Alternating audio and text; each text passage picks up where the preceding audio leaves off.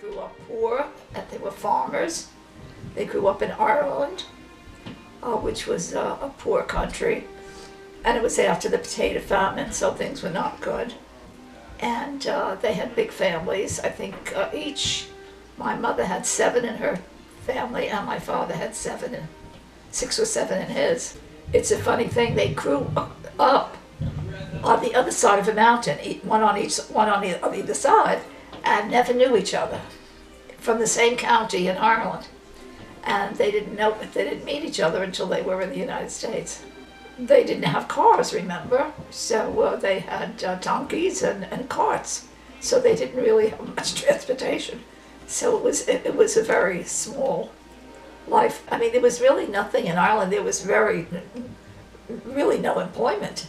First of all, when they came through, you had to go in front of a doctor, and they would inspect you. They looked for lice. They looked for check to see if you had TB, any kind of disease, any kind of lacerations. People were scared. That was the thing after making this terrible journey. Were they going to be sent back? Because if they found something wrong with you, this is what they told me. They would just, you went back, you were deported back before you were ever really imported. It must have been quite a scene with thousands of people milling around Ellis Island. The thing that I can't believe is at that young age to leave your parents and go on a ship. The good thing about them is at least they knew the language, unlike Italians who must have and Germans and people like that had a very tough time not knowing the language. What other country would they choose? America is the home of the free and the land of the brave. I mean, it was known to accept immigrants, and they thought the streets were paved with gold because other Irish immigrants would come back to Ireland and sit in the pub and come to parties and talk about how grand New York was, and Chicago and Boston, and they believed them until they got here and found out that they had a lot of hard work. My mother left first. Her sister came when she was, I think, maybe 16. My mother probably was maybe 18.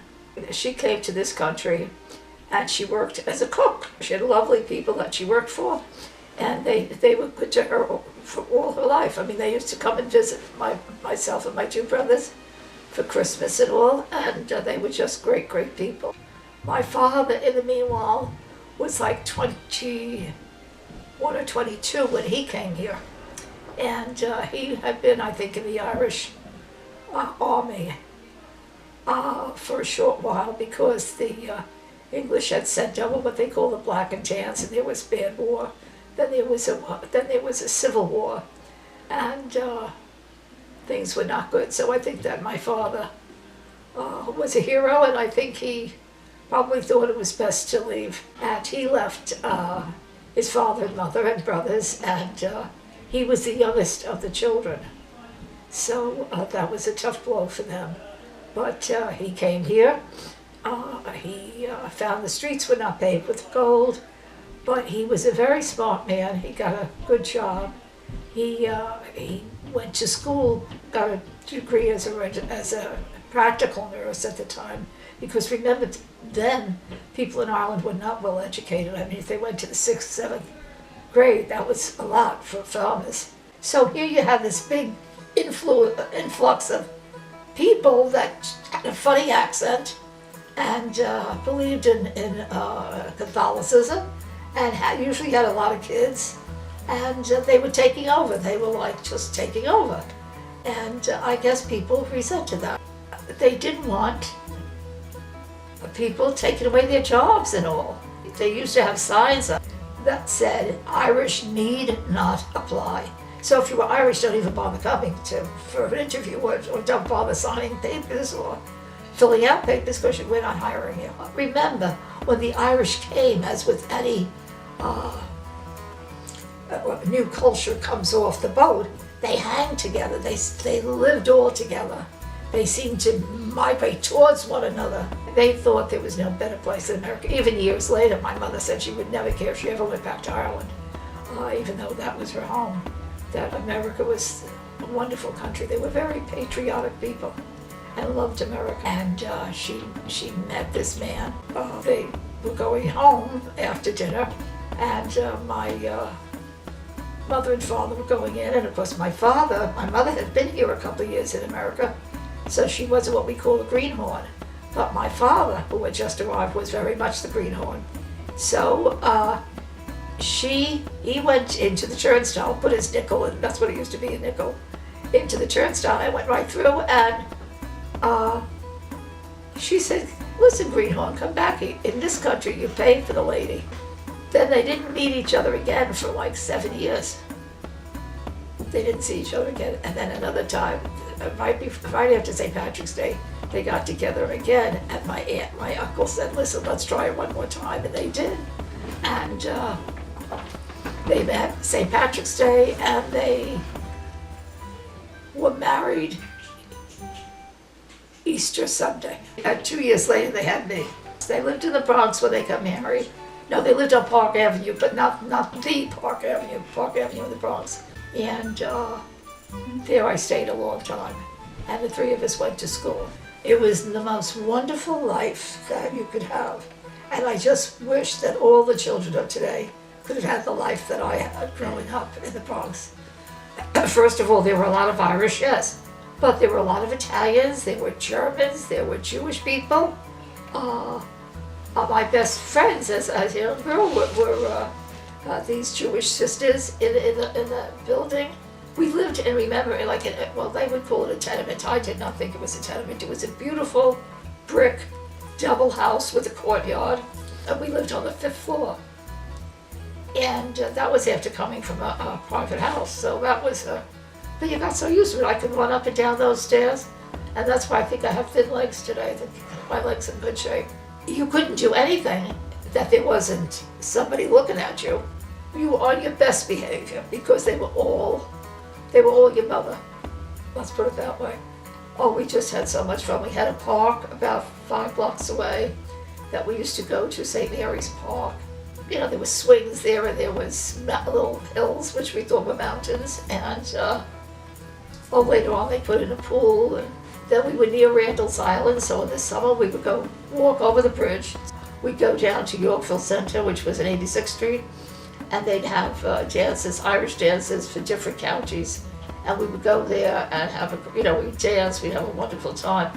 And of course the guys on the block used to come, and we had a good time. And we were never bored, never, never, never.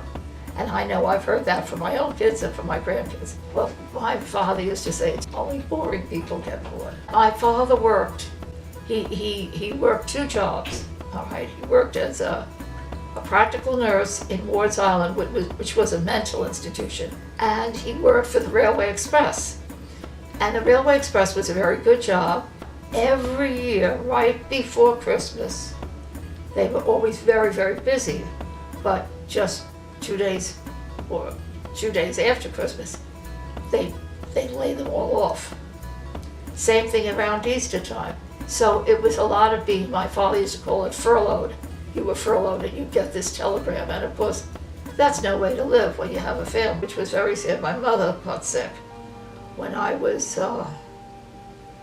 in my junior year of high school, and she had cancer, and they found it in April or May of that year.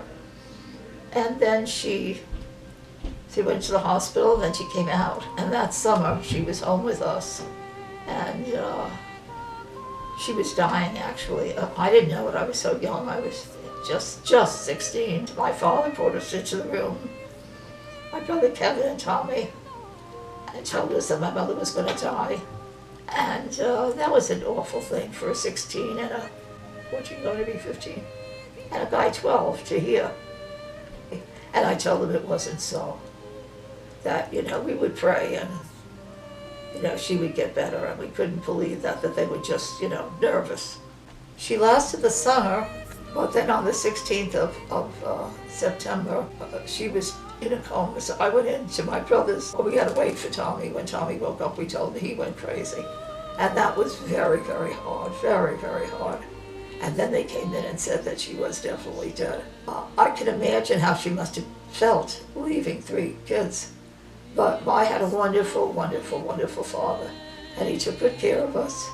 And we believed in God, and I think my mother watched over us. And my 2 brothers became police.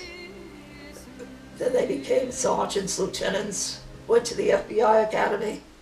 Me, I went to the phone company. And then I had my next career, which was getting married to a guy that I really liked.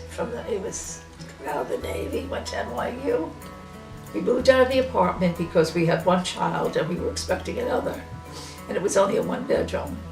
And we bought a washing machine, and the landlord had a fit that we had the washing machine. So my husband said, I'm going to remove my wife and child and the washing machine. And out we moved. Well, we went to Pleasantville, which was quite far away from Lincoln Hall, but still, I never knew about Pleasantville, but it was a lovely place. It was just very pretty. All of our friends had gone to Long Island. He didn't want to go to Long Island because he was worried about crossing the bridges. You know, you have to cross a bridge every day. So with Westchester, you didn't, and he would be commuting into the Bronx. So we bought a nice house, and we brought the new baby. She was 3 weeks old into the new house. We had 6 children, and all great kids. He worked for the phone company as I did. Of course, once I had the first child, I left work. And then I had 4 together, 4 and 5 years. And so once they were a certain age, I thought, well, what can I have to, I want to do something. You know how you feel at a certain age, in your 30s, 40s, I guess. There's got to be something to do here. And of course, they were all in school. So I thought, oh, real estate would be a good thing because I could work when I want to, and I could be home for them when I want to. And it seems easy. So I got my real estate license. My husband definitely was great support, always was. And got that.